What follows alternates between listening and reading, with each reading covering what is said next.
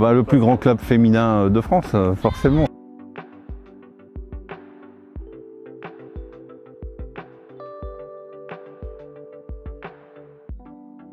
Je m'appelle Anne, j'ai 20 ans, je suis coach au club, je suis aussi joueuse en R1. Je suis David Valk et je suis le président du GPSO 92 ici depuis 4 ans. D'avoir sauvé le club de la déroute financière, ça a permis après de travailler sur le projet sportif. Ça a été une réussite de pouvoir équilibrer le club. Le plus beau souvenir, ça serait la montée en 19. C'était ma première expérience, on va dire, en compétition, parce que j'ai quand même commencé tard et du coup d'avoir fait la montée cette première année d'un coup comme ça, c'était incroyable.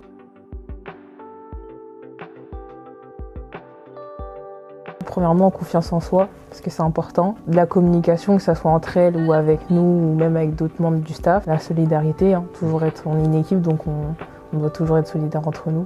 Il y a toujours un problème dans un club de l'équipe Fagnon versus l'école de foot. Et j'ai souhaité, vous allez le voir, que la joueuse qui est en école de foot ait la même tenue que la senior qui est en senior R1. C'est une projection quand la petite joueuse voit sa coach jouer en équipe Fagnon et d'avoir la même tenue, elle se projette.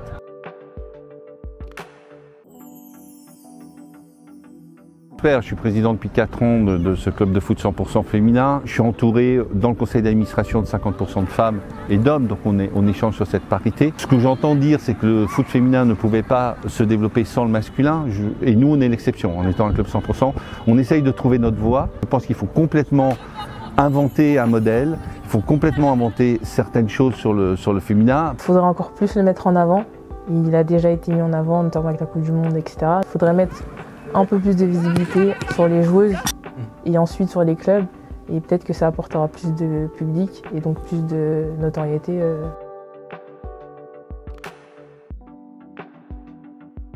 C'est plutôt lié aux parents parce qu'elles sont jeunes, donc elles sont sous leur tutelle. Donc il faut essayer de communiquer avec eux, aussi avec elles. Que, par exemple, je sais qu'il y en a qui font des activités à côté, donc il faut lier ça aussi.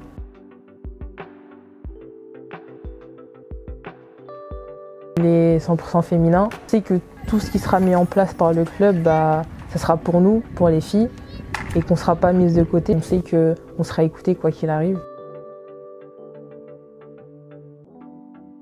Le plus grand club féminin de France, forcément. C'est pas de but de grossir, parce qu'il faut du temps de jeu pour tout le monde, mais d'avoir suffisamment d'équipes, suffisamment d'éducatrices et d'éducateurs de qualité pour faire évoluer ces joueuses. Pour l'équipe senior, de remplir nos objectifs qu'on a, c'est-à-dire de monter en D3, ensuite D2, pourquoi pas D1, mais bon, on n'y est pas encore. C'est un club qui écoute ses joueuses déjà, premièrement, qui fait le nécessaire pour qu'elles se sentent bien. Et je sais que par la suite, avec ces deux choses-là, on ira forcément bien et on pourra forcément évoluer et avancer. Le club qui grandit, c'est le club qui va savoir générer et être couveuse, la maman des petites futures joueuses d'équipe de France. C'est d'en faire des femmes épanouies et qu'auront de dire la compétition sportive m'a amené aussi un savoir-vivre dans ma vie personnelle et dans ma vie professionnelle.